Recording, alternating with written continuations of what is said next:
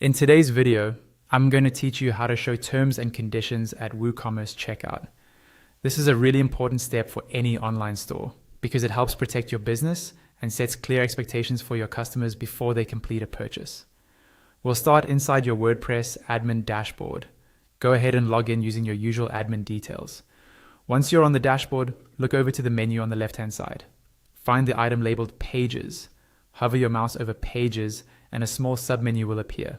From that submenu, click on Add Page.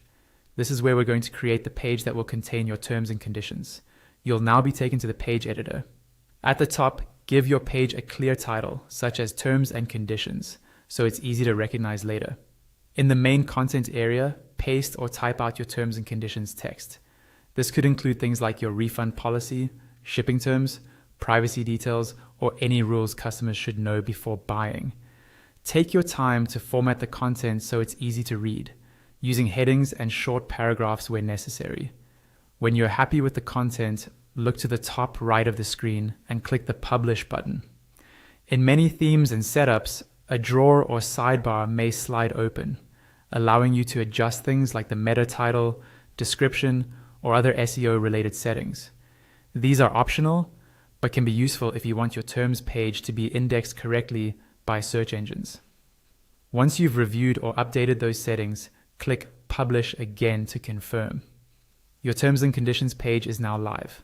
Next, let's connect this page to your WooCommerce checkout. Head back to your main WordPress dashboard. Again, look at the menu on the left and find WooCommerce. Hover over it, and from the options that appear, click on Settings. Inside the WooCommerce settings, you'll see several tabs across the top. Click on the tab labeled Advanced. On this page, look for the field labeled Terms and Conditions.